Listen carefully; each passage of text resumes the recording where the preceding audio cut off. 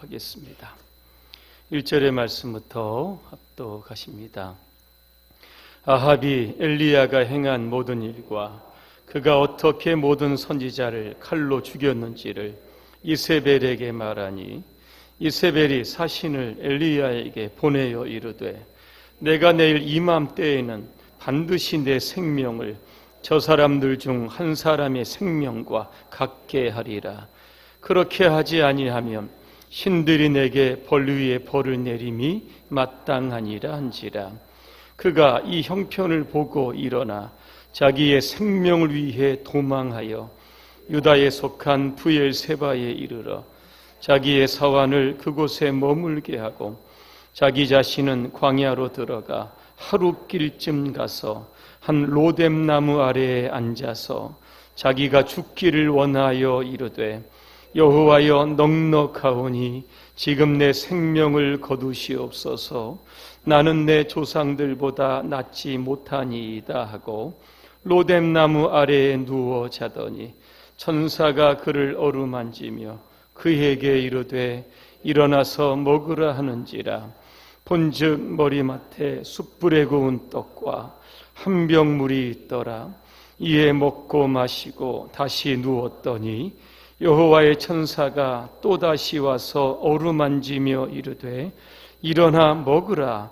내가 갈 길을 다 가지 못할까 하노라 하는지라.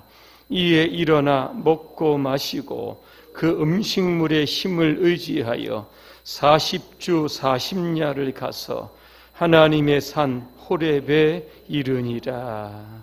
아멘. 영적 침체에서 벗어납시다는 주제로 말씀을 드리겠습니다. 어제 이 국민일보에 보니까 OECD 1위 자살률이라고 하는 타이틀의 기사가 있었습니다. 우리나라의 작년에 국내 총생산 규모는 1조 6,194달러였습니다. 세계 12위였습니다. 1인당 국민 총소득은 36,600달러입니다. 6.25 전쟁 이후에 대단한 국가 성장을 이룩한 나라입니다. 그런데 이러한 경제적인 화려한 측면의 이면에는 우울한 소식도 있습니다. 작년 통계청이 발표한 사망 원인의 1위가 바로 자살입니다. 이 작년 자살자를 보니까 13,670명입니다. 작년에 하루 평균 37.5명이 스스로 목숨을 끊었던 겁니다. 2017년보다 1,207명이 자살한 것으로 나왔습니다. 지난 6월 29일 전미선 씨라고 하는 배우가 자살을 했던 거 여러분 아마 기억할 겁니다. 향년 48세입니다. 종교는 기독교이고 남편과 아들이 있었습니다. 그가 속했던 소속사는 이런 이야기를 합니다. 고인은 평소에 우울증 치료를 받았다 그렇게 했습니다. 고인은 평소에 이런 이야기를 했다고 합니다. 나는 1993년 예능 출연 후에 이 일이 싫어졌다. 결국 활동을 중단하고 집에서 시간을 보냈다. 일도 하기 싫었고 사람을 대하기도 싫었다. 대인 기피증이 생겼다. 다 끊고 혼자 지냈다. 혼자 있다 보니 너무 힘들어져 몹쓸 생각도 했었다. 수첩에 내 인생을 적으려 했는데 내 이름 말고는 쓸 게 아무것도 없었다. 이렇게 이야기했다고 합니다. 오늘 설교의 제목이 영적 침체에서 벗어납시다입니다. 이 침체라고 하는 단어를 영어에 보니까 주로 두 단어를 사용합니다. 하나는 슬럼프라고 하는 단어입니다. 이 뜻은 여러 가지의 뜻을 담고 있습니다. 경기가 침체되다, 부동산 경기가 나빠지다, 운동선수가 부진하다, 쉽게 어떤 상태에서 벗어나지 못하다. 이게 바로 슬럼프 침체입니다. 또 하나의 단어는 여러분 잘 아시는 이 depressed라고 하는 단어입니다. 이 단어의 뜻을 보니까 우울한, 의기소침한 이 뜻을 담고 있는 겁니다. 그러니까 이 침체라고 하는 뜻은 이게 다른 말로 이야기하면 우울증입니다. 세계보건기구에서 현재 우리나라의 우울증 환자가 약 5%에 달하고 있다 그랬습니다. 5%면 어느 정도인지 아십니까? 약 250만의 사람들이 우울증으로 고생하고 있다는 뜻입니다. 이 우울증을 진단할 수 있는 자가진단 테스트가 있습니다. 제가 12가지를 한번 말씀드릴 텐데 나는 몇 가지 항목에 해당되는지 한번 살펴보시기를 바랍니다. 첫째, 사소한 일에 신경이 쓰이고 걱정거리가 많다. 두 번째, 쉽게 피곤해진다. 세 번째, 의욕이 떨어지고 만사가 귀찮아진다. 네 번째, 즐거운 일이 없고 세상 일이 재미가 없다. 다섯 번째, 매사에 비관스럽게 생각하고 절망스럽다. 여섯 번째, 내 처지가 초라하고 죄의식에 사로잡힌다. 일곱 번째, 잠을 설치고 수면 중에 자주 깬다. 여덟 번째, 입맛이 바뀌고 한 달 사이에 체중이 5% 이상 변한다. 아홉 번째, 답답하고 불안하며 쉽게 짜증이 난다. 열 번째, 집중력이 떨어지고 건망증이 늘어난다. 11번째, 죽고 싶은 생각이 자주 든다. 12번째입니다. 두통, 소화기 장애, 만성 통증 등 신경성 신체 증상이 계속된다 그랬습니다. 제가 이렇게 한번 보니까 저도 한 6개 이상 정도는 해당이 되는 것 같습니다. 몇 개 정도 해당이 되십니까? 보통 5개 미만은 가벼운 우울증이라고 합니다. 근데 6개 이상부터는 심한 우울증이라고 합니다. 제가 바로 지금 심한 우울증에 걸린 것 같습니다. 우울증은 죄가 아닙니다. 의학자들은 이 우울증을 가리켜서 마음의 감기다 그럽니다. 감기는 누구나 걸리는 겁니다. 그래서 이 우울증을 잘 이렇게 치료할 수 있는 방법이 또 약도 있고 오늘 본문에 보면 또 영적인 그러한 처방도 제시하고 있습니다. 한 환자가 정신과 의사와 상담을 합니다. 의사가 묻습니다. 어디가 그렇게 아프십니까? 그랬더니 환자가 제 마음이 아픕니다. 우울해서 하루도 못 살 것 같습니다. 재미도 없고 행복하지도 않습니다. 선생님이 도와주시지 않으면 저는 금방 죽을 것만 같습니다. 이때 의사가 이런 처방을 합니다. 마음의 병은 한번 신나게 웃으면 치료가 됩니다. 오늘 밤에 서커스 구경을 하시기 바랍니다. 그러면 그리말디라고 하는 광대가 있을 텐데 그리말디만큼 사람을 재밌게 해주는 배우는 없습니다. 그리말디가 오늘 밤 당신의 우울증을 해결해 줄 겁니다. 환자가 그 소식을 듣고 이렇게 이야기합니다. 선생님, 웃기지 마십시오. 제가 그리말디입니다. 이 우울증은 대상을 가리지 않고 아무에게나 찾아옵니다. 특별히 교회 안에 열심히 특심인 분들에게 이게 자주 찾아옵니다. 그리고 목회자들과 사모들, 특별히 개척교회를 하시는 분들, 교육자들에게도 이게 자주 찾아옵니다. 여러분, 목사나 사모가 만약에 우울증이 걸렸다고 하면 성도들이 뭐라고 이야기할까? 우리 교회는 그렇지 않겠지만 다른 교회는 이렇게 이야기한다고 합니다. 얼마나 기도를 안 했으면 우울증에 걸릴까? 얼마나 말씀을 안 봤으면 우울증에 걸릴까? 얼마나 영성 훈련이 안 되면 그까지 우울증에 걸릴까? 이런 소리를 듣기 싫어가지고 목회자들은 숨긴다고 합니다. 오히려 자신이 우울증에 걸리지 않았다라고 하는 것을 보여주기 위해서 더 열심히 일하고 더 환하고 밝게 사람들을 대우한다고 합니다. 전문가들은 이것을 가리켜서 가면성 우울증이다 이렇게 부른다고 합니다. 선교사들도 예외가 아닙니다. 언어와 문화가 다른 곳에서 오랫동안 사역하다 보면 탈진이 됩니다. 마음의 병이 오고 그것이 육체의 질병으로 나타납니다. 우리가 선교하고 있는 그 하트스트림 한국센터가 있습니다. 이 센터가 주로 하는 일이 무엇인가 하면 외국의 선교사들이 탈진해서 일시 귀국을 하면 이곳에서 상담과 치유를 통해서 재충전을 하도록 도와주는 것이 바로 이러한 센터입니다. 성경에 보니까 위대한 하나님의 믿음의 사람들도 이 영적 침체에서 벗어나지 못하고 힘들어했습니다. 예를 들면 욥이라고 하는 인물입니다. 욥은 동방의 의인입니다. 그런데 하루아침에 자녀를 잃고 재산을 잃습니다.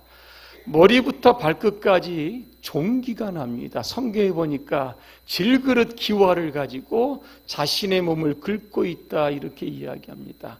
욥기 3장 1절에 보니까 욥이 너무도 괴로워서 이런 고백을 합니다. 욥은 자기의 생일을 저주합니다. 차라리 태어나지 않았으면 좋았을 것을 하면서 하나님 더 이상 살고 싶지 않습니다. 이렇게 항변하고 있습니다. 또 한 사람은 모세입니다. 모세는 출애굽의 위대한 지도자입니다.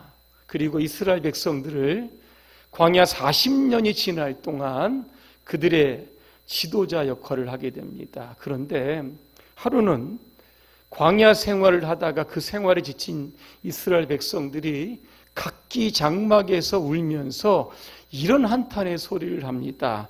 누가 우리에게 고기를 주어 먹게 하랴.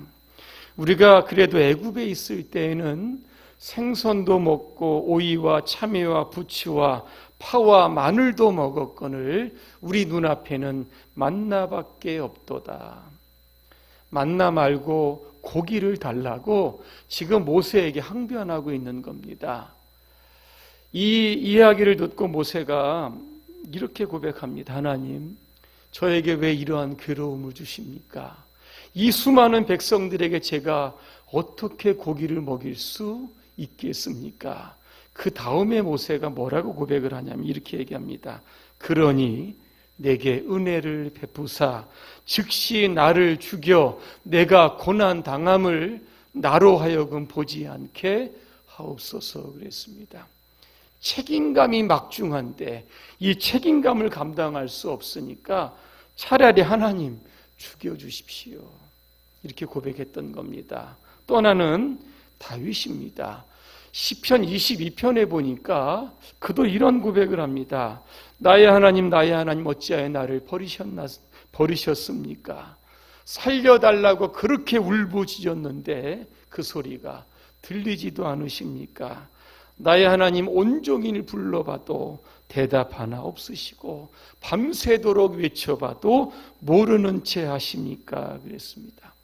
자신의 고난에 개입하지 않으시는 마치 하나님이 자기를 버리셨다라고 하는 그 생각에 다윗은 영적인 깊은 침체에 빠졌던 겁니다. 오늘 엘리야도 마찬가지입니다. 이 열왕기상 18장에 보면 엘리야는 승리자의 모습입니다. 그런데 19장에 넘어가면서부터 극도의 영적인 침체에 빠집니다. 그 이유가 오늘 1절과 2절에 나옵니다. 그 당시 북이스라엘의 7대 왕은 아합이었습니다. 그의 부인은 이세벨입니다. 이세벨은 시돈의 왕이었고 바알의 제상이었던 엣바알의 딸이었습니다. 아합이 자기의 부인에게 이렇게 이야기합니다. 엘리야가 갈멜산에서 당신이 추종하고 따르던 바알과 아세라 선지자 850명을 죽였다라고 하는 이야기를 합니다. 2절에 보니까 이세벨이 얼마나 화가 나겠습니까? 사신을 엘리야에게 보내서 뭐라고 이야기합니까? 내일 이맘때에 내가 너를 죽이겠다 이렇게 이야기합니다. 이 소식을 듣고 엘리야는 극도의 영적인 침체에 빠집니다. 자, 엘리야에게 영적 침체가 왔을 때 그에게 나타났던 몇 가지 증상이 있습니다. 첫째로 엘리야는 도망쳤습니다. 북쪽의 갈멜산에서 남쪽의 브엘세바까지 200km입니다. 이걸 단숨에 도망갔던 겁니다. 그리고 브엘세바에서 하룻길을 더 광야로 들어가게 됩니다. 그리고 로뎀나무 아래에 털퍼덕 주저앉았습니다. 침체가 오면 일단 도피 증상이 나타납니다. 두 번째, 엘리야는 자살 충동을 느낍니다. 4절을 제가 한번 공동번역을 읽어드립니다. 자기 자신은 광야로 들어가 하룻길쯤 가서 한 로뎀나무 아래에 앉아서 자기가 죽기를 원하여 이렇게 살 바에야 차라리 죽는 것이 낫다고 생각했습니다. 그랬습니다. 침체가 너무 괴롭기 때문에 차라리 죽는 게 낫다. 하나님, 나를 좀 죽여주십시오. 이렇게 하나님께 요청하고 있습니다. 세 번째, 엘리야는 모든 것들을 다 포기합니다. 오늘 5절에 보니까 로뎀나무 아래에 누워 잤다 그랬습니다. 여러분, 엘리야가 약 한 230km를 도망친 겁니다. 피곤해서 잘 수도 있었을 겁니다. 하지만 그의 잠은 유쾌한 잠이 아닙니다.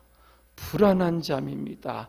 모든 것들을 다 자포자기하고 그냥 눈을 감을 수밖에 없는 상황, 이걸 잠으로 표현했던 겁니다. 자, 그러면 어떻게 엘리야가 영적인 집체를 극복할 수 있었을까? 오늘 말씀드립니다. 첫째는 엘리야는 자신의 형편이 아니라 이제까지 자신이 경험했던 그 하나님을 바라보아야만 하는 겁니다. 3절에 보니까 그가 이 형편을 보고 그랬습니다. 정신과 의사들이 이야기합니다. 우울증의 여러 가지 원인 중에 하나가 있는데 그 중에 하나가 바로 인지적 원인이다 그랬습니다. 인지적 원인이라고 하는 것은 이런 뜻입니다. 많은 우울병 환자들은 스스로를 이렇게 생각합니다. 나는 부족하다. 나는 결함이 많다. 나는 가치가 없는 존재다. 그래서 자신을 학대하고 더 이상 살아갈 이유가 없다. 그렇게 단정한다는 겁니다. 또 하나는 자신의 미래를 비관적으로 본다는 겁니다. 그렇기 때문에 삶이 재미가 없고 행복이 없는 겁니다. 늘 패배감에 늘 쌓여 있다고 합니다. 오늘 이세벨이 엘리야를 죽이려고 한다.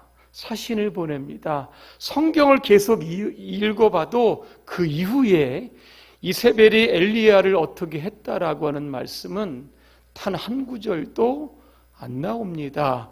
여러분, 이세벨의 군대를 파견해서 엘리야를 지금 쫓고 있습니까? 로뎀나무 주변에 앉아있는 엘리야를 지금 포위하고 있습니까? 아무 일도 일어나지 않았습니다. 그런데 엘리야는 자신의 형편을 보고 하나님께 죽여달라고 지금 부르짖고 있는 겁니다. 지금 이 상황에서 엘리야가 해야 되는 일은 단 한 가지입니다.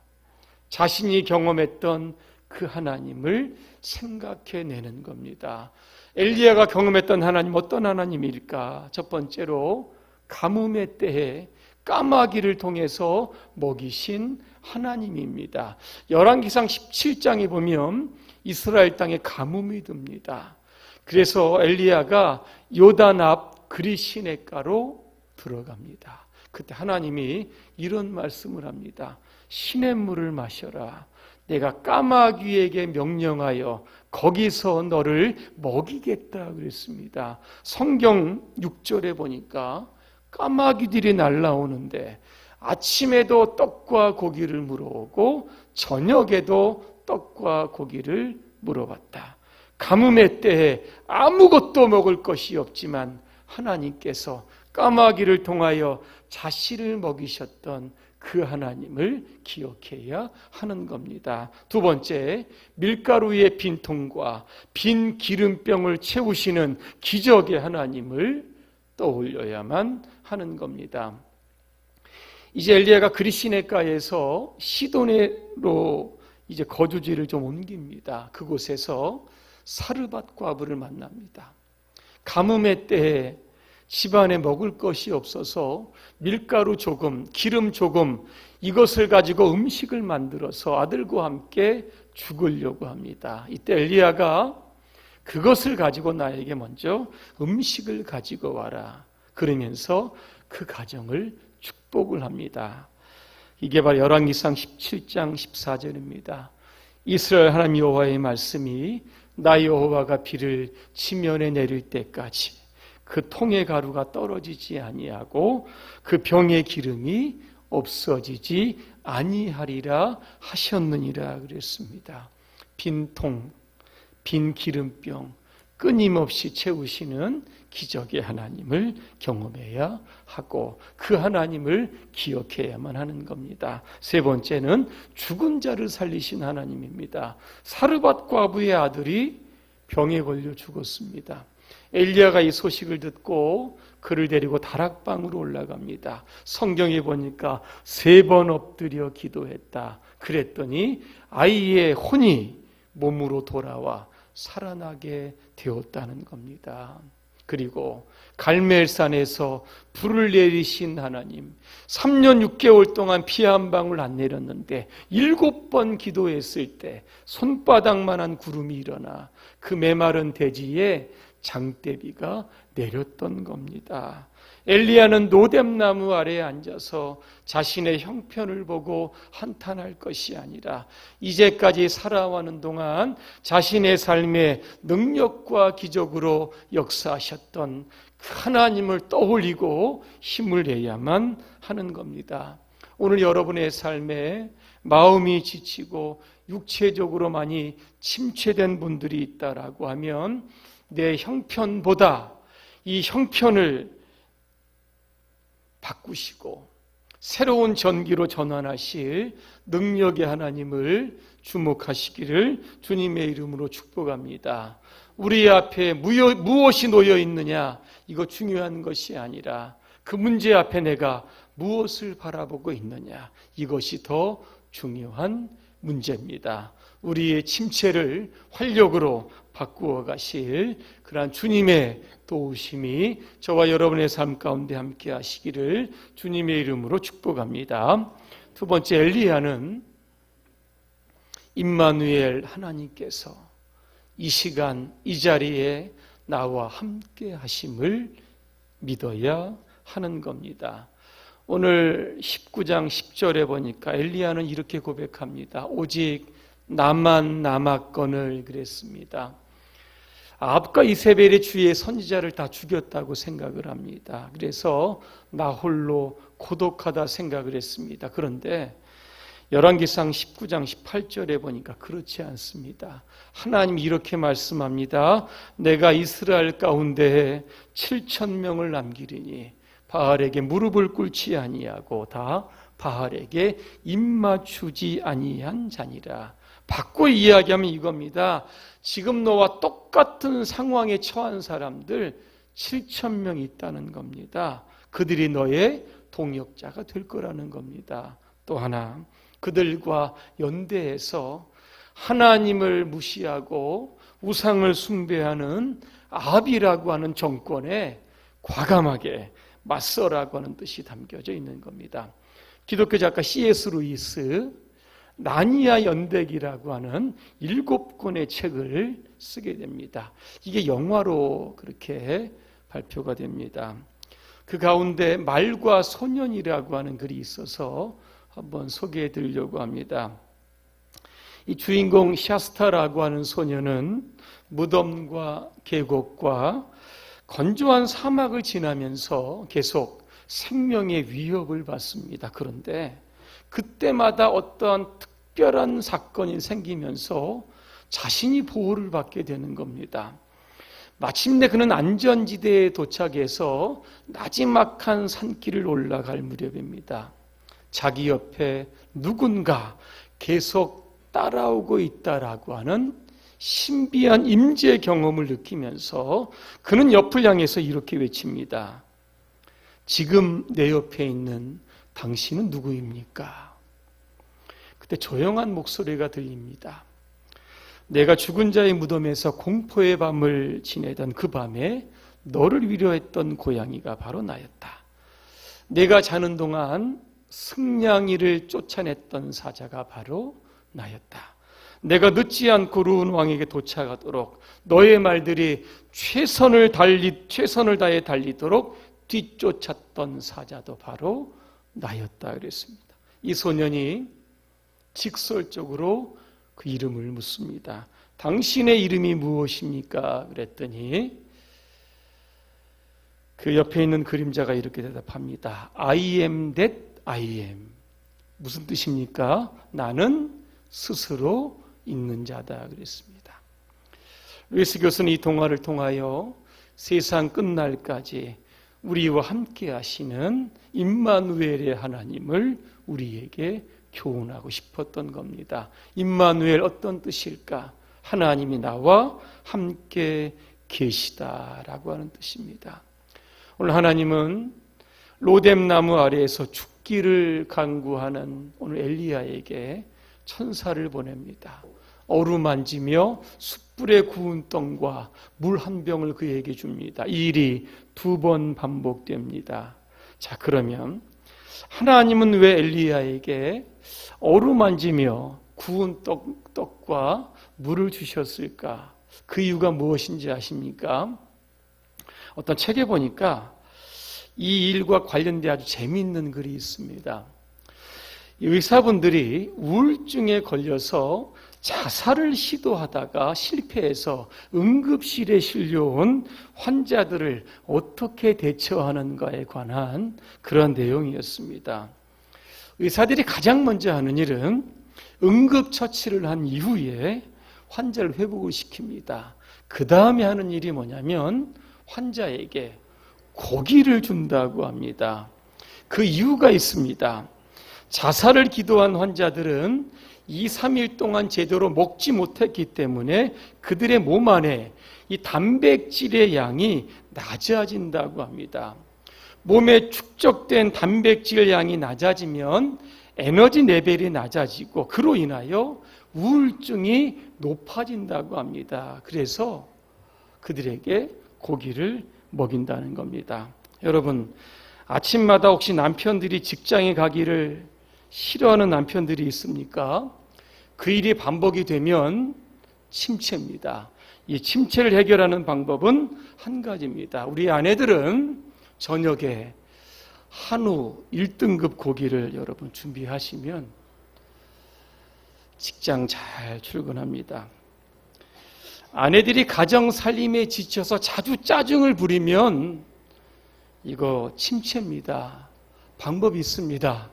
우리 남편들은 대구에서 맛있는 고깃집 여러분 찾으셔서 아내들 꼭 데리고 가셔서 잘 먹이시면 열심히 일합니다. 아이들 공부에 스트레스 받아서 여러분 공부하기 싫다 그러면 고기 먹이시고 잘 재우시면 열심히 수능을 위해서 잘 달려갈 겁니다. 오늘 엘리야가 잘 먹었습니다. 잘 잤습니다. 어떻게 했습니까? 40주 40야를 가서 호렙산에 도착을 합니다. 그곳에서 하나님의 음성을 듣게 됩니다. 그 안에는 엘리야가 해야 할 3가지의 사명이 담겨져 있었습니다. 결론입니다. 영적인 침체라든가 우울증이라든가 낙심, 불안 이러한 불청객들 언제 우리의 삶에 녹화할지 모릅니다.